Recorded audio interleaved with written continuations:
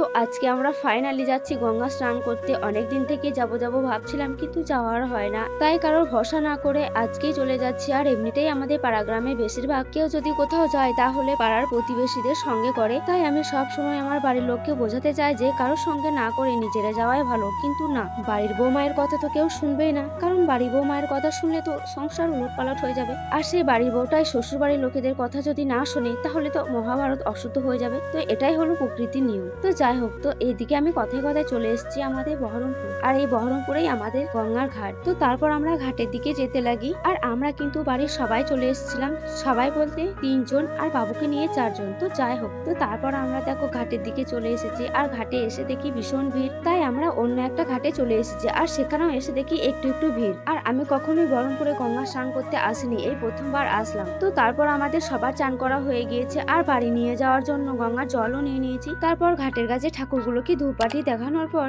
আমরা মুড়ি টুড়ি খেয়ে আবারও চলে আসলাম বাড়ির দিকে।